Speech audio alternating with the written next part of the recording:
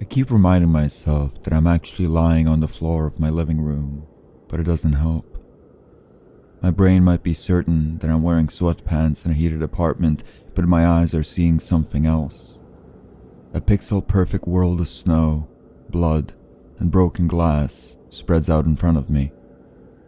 When I stand up in my living room, in my bare feet, I can feel the softness of the carpet on my soles. Yet my eyes and ears deceive me. I'm wearing snow-drenched sneakers and there are shards of glass on the floor. When I step on them, I can hear them shatter. Even on the softness of the carpet, I can feel the broken glass crush into transparent sand. The second floor fall made my right leg drag and bleed.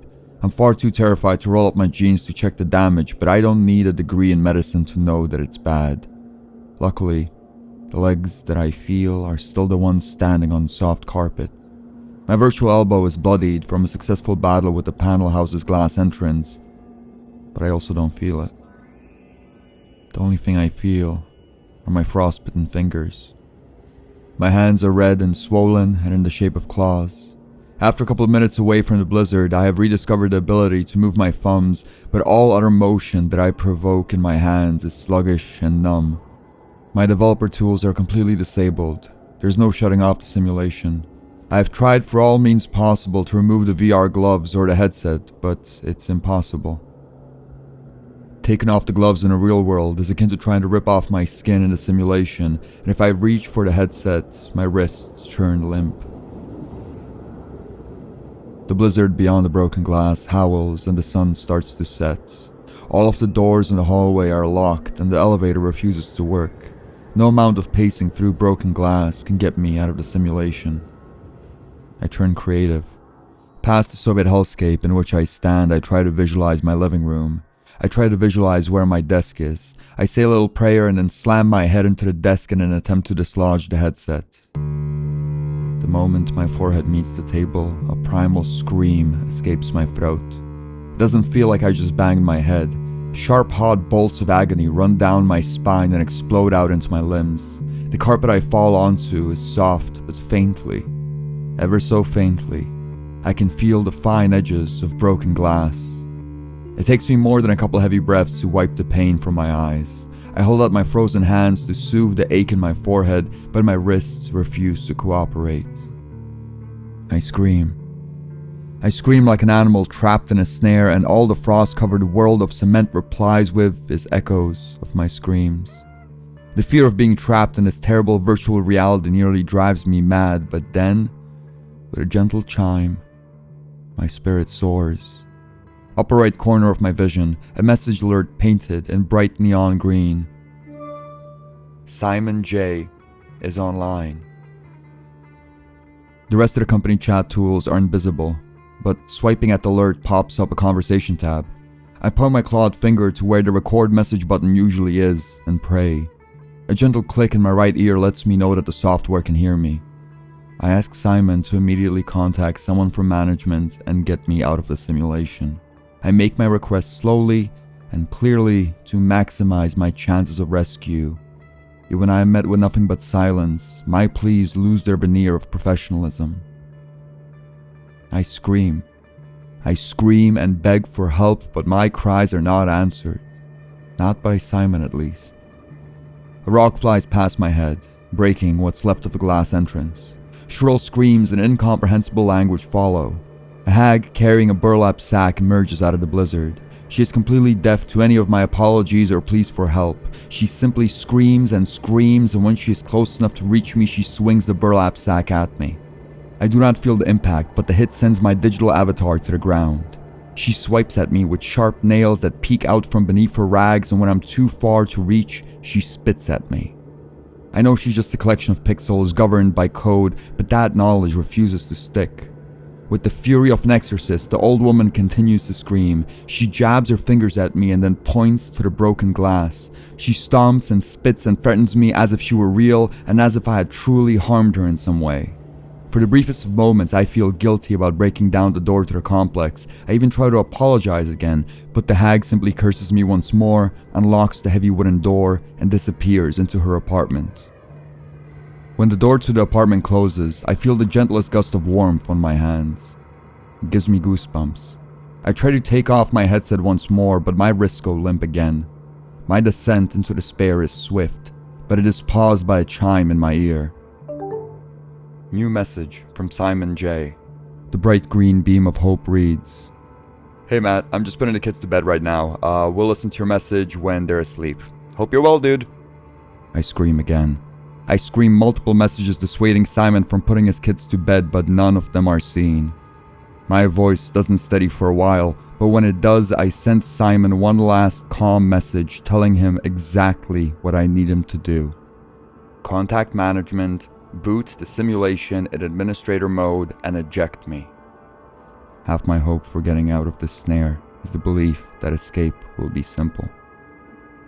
Beyond that thick wooden door, I can still hear the hag's raving, but the screeches are no longer a sermon. Another voice is answering her calls. A dark voice that grows progressively angrier and angrier with each response. I shovel away from the door, but there's nowhere to hide. The dark voice is carried by heavy footsteps to the other side of the door. When the door of the apartment slams open, I feel a rush of warm air on my hands. I try to run, but I can't. In front of me stands a Mongol giant wearing nothing but a towel. His skin glows red, and a cloud of steam follows each of his striding movements. His eyes narrow, the veins on his massive neck stretch out like lightning. He swipes at my face with his massive paw. I do not feel the impact of the slap, but it lifts me off my feet. When I land on the floor, I can't feel the softness of my living room carpet anymore. All I feel is crushed glass. I feel no pain, yet the slap takes its toll. The right half of my vision is shaky and unclear. The giant lets out another battle cry and reaches to hit me once more. In an impotent effort for self-defense, I grab one of the rocks the hag threw at me. The stone bounces off the giant's pectorals like a ball of crumpled newspaper. He doesn't even register my missile. The red-skinned giant simply grabs me by my shoulders and throws me out into the blizzard.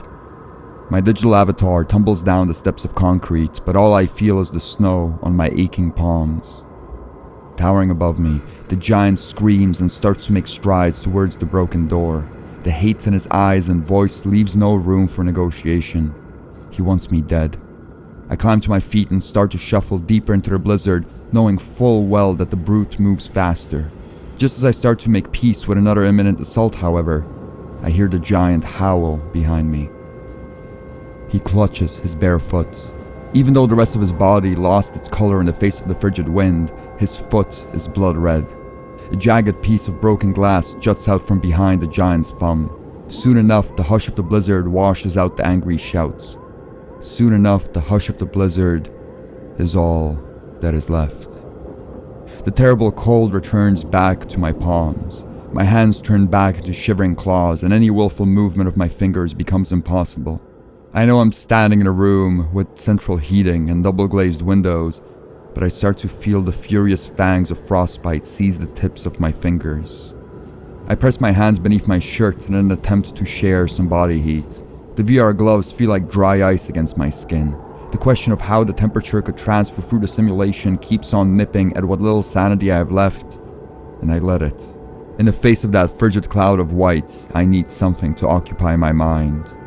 I trudge on through the blizzard in search of shelter. After the slap, it's difficult to look up to the right, but I still see Simon's name. That neon green beacon of hope has descended into a subdued yellow hue. Simon J. Away. His face is a mystery, but I have distinct memories of Simon being one of my coworkers back when we would get our assignments from the back of a coffee shop. I don't know how many kids he has or how old they are, but I do recall that he would mention his kids a lot. I pray he remembers me more than I remember him. I trudge on through the blizzard, fueled only by hope that Simon's children will soon be asleep and that I will soon be free. That hope carries me through the torrents of snow until the wind finally passes.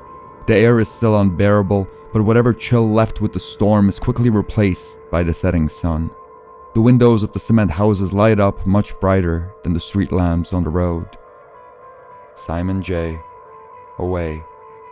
In those windows, I see silhouettes of people.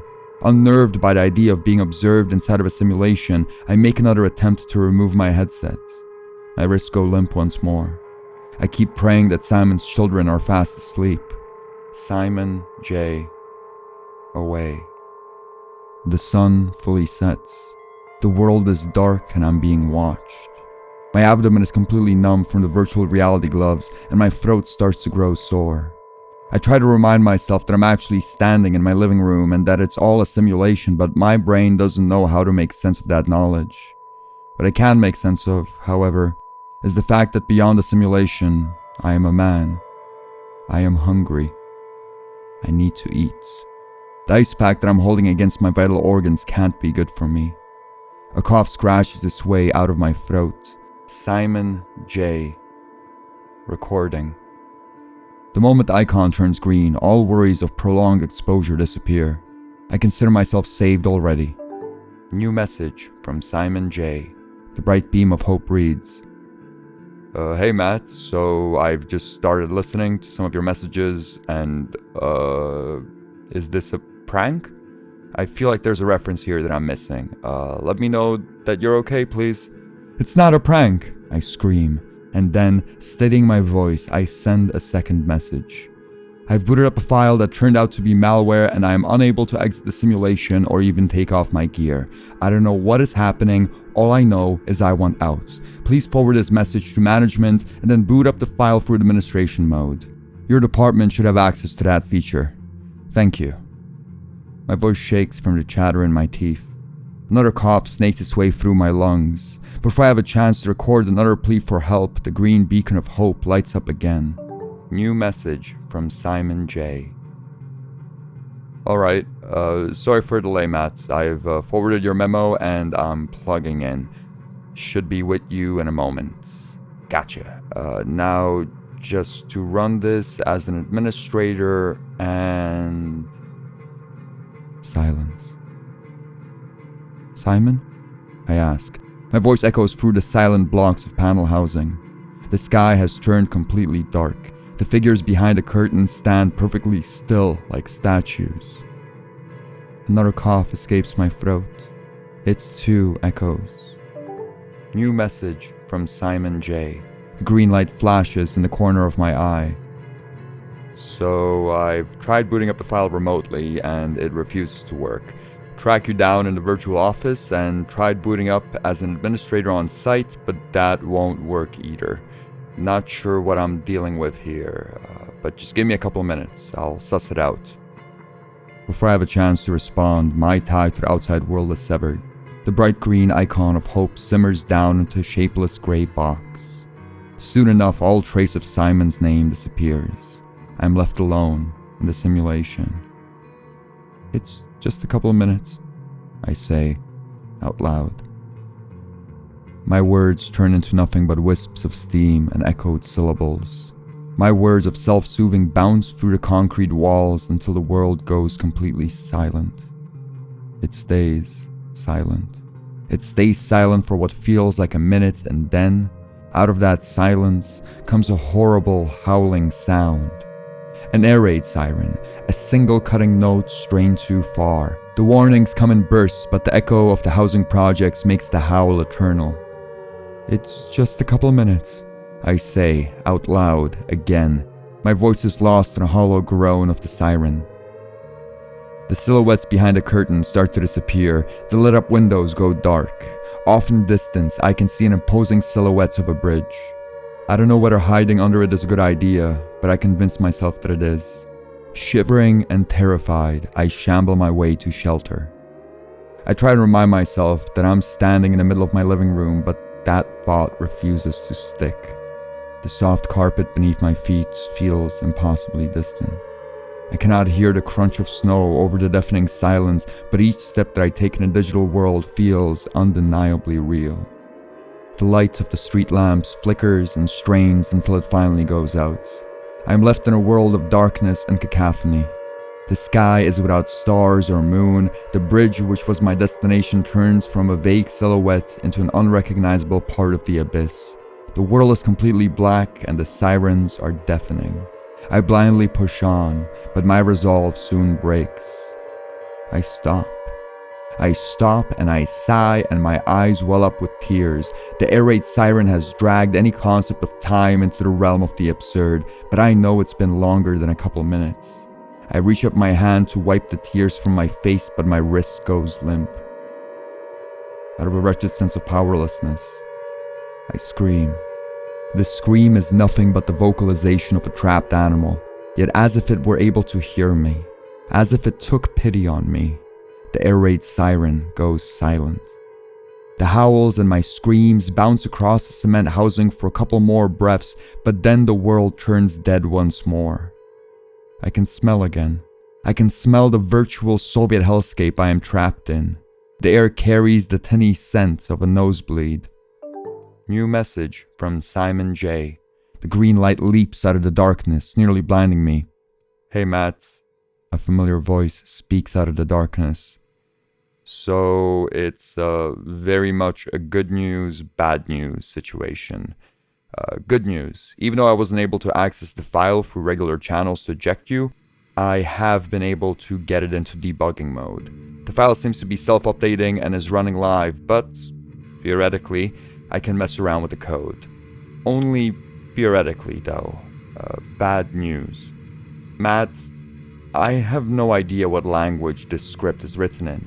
There's 0 line breaks, syntax looks completely unhinged, and what's worse, it's written in Cyrillic. The information starts to wrap itself around my head, but before I can reach out and reply, something else grabs my attention. Off in the distance, beyond the bridge and beyond the city, I hear a second siren. From far away, the siren is almost a whisper by the time it reaches the echo chamber of cement, but its tone is considerably darker. Goosebumps shiver down my spine. Please, is all I manage to say. That terrible stench of blood strengthens and clamps down around my throat. I see the outline of the bridge again. Faint blue light shimmers in the sky. I can try forcing some ejection code in. Maybe a hard restart of the simulation will bring back your developer tools. Might take a couple of tries, but I'm sure we can get you unplugged. Don't worry. Please, I squeak, looking off into the ever-brightening horizon. Quick! Beyond the bridge, there is a forest, and out of that forest come pulses of bluish light. With each pulse, that light spreads further and further. With each pulse, my heart quickens. Matt, did that do anything? The whispers of the siren turn into words.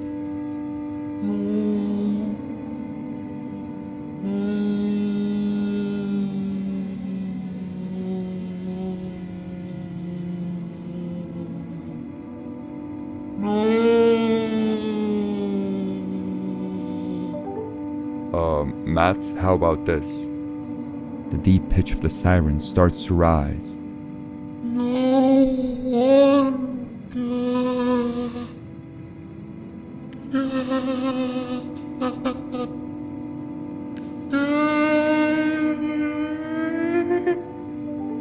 Darn, okay. Let's try a restart. A hauntingly familiar falsetto squirms between the panel houses.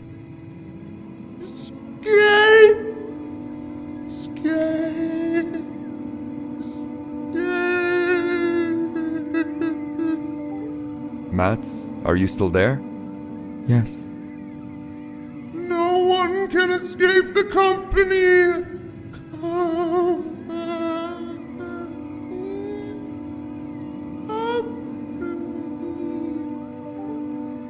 Nothing worked? No. No one can escape the company of Professor Egghead. In a glorious shout, the forest explodes with blinding light. The rush of energy hits me like a stroke. My whole body flashes with a terrible chill, and a web of agony spreads through my right leg. The pain that I had avoided from the fall, from the punch, from my tangle with the glass door, it all collects reparations. I fall on my soft living room floor, but all I feel is gravel and snow. When I climb up to my feet, the pain almost renders me blind. Do you see a phone booth? I blink. The forest is still shining with energy, but the pulses are turning sluggish and weak. I barely see it past the blur of pain, but when my tears slide to my cheek, the gentle yellow light shines through. A phone booth. Yes, I yell. Phone booth! The phone booth isn't close, and each step is agony. All the newfound bruises on my body drain me of any energy.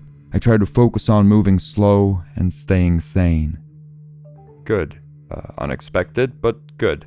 The booth is more of an inside joke than a security measure, but picking up the receiver should shuffle you to another project in your queue. It's going to be easier to lift you out of there than whatever this, Professor Eggman thing is. Egghead, I correct him. Right, Simon responds. Let's hope that the booth works. The sky goes dark once more. Each step is followed by sharp breaths drained through my teeth, but I start to feel safe. The light on top of the phone booth shines out for me in the snowy darkness. There's hope to be found in the promise that escape will be easy. I find faith and it eases my pain, but then I get greedy. As I pull my broken leg through the snow towards the phone booth, I look back. I look back expecting to find nothing but darkness, nothing but a reminder of a place I would never have to see again, yet instead, I see burning coals. No one can escape the company of Professor Egghead! Out of the darkness, marching in pairs, there's a dozen familiar red lights. The same creatures I had witnessed at the Hotel Rustalka are following my trail. Their little feet move much faster than mine. Help! I scream. Eggheads! I scream. Simon delivers a message in reply, but I do not hear it. With every shred of strength that I have in me, I force my body into a sprint. All I can hear is the beating of my heart, and, somewhere deep beneath that racing thud, my screams. My entire being burns with torment, and the tears in my eyes dissolve the path, but somehow I stumble my way inside of the phone booth. The snow around them melts into muddy puddles. With the zeal of a disobedient toddler, they stomp in the dirty water, turning it to steam. The burning eyes of the creatures look like the work of the devil, yet the eggheads sound like children. In polysyllabic bursts, the monsters babble and stomp and stare. Is it working? Simon asks. I look away from the egg creatures and reach for the receiver. All I hear when I press the phone to my ear is the babbling of the monsters outside. I open my mouth to tell Simon I'm doomed, but before I can vocalize my despair, I hear a dial tone. It drags with the tenacity of thunder. My body becomes weightless and the world is whisked away. Blue. All I see is tranquil blue set to the tune of elevator music. At first I have no arms or legs or face, but they slowly render in. My broken cartoon body shivers into virtual reality and the elevator music keeps on playing. There is no green beacon of hope. My developer tools are still unresponsive. Out of the tranquil sea of blue, a logo of a famous supermarket chain emerges. Real shopping from the comfort of your home, reads a bright sign below it. The elevator music softens into a whisper, and the infinite plane of blue drifts apart like a mirage. I stand in the middle of a giant grocery aisle, shivering and beaten. Simon? I ask. There is no response. Only quiet elevator music.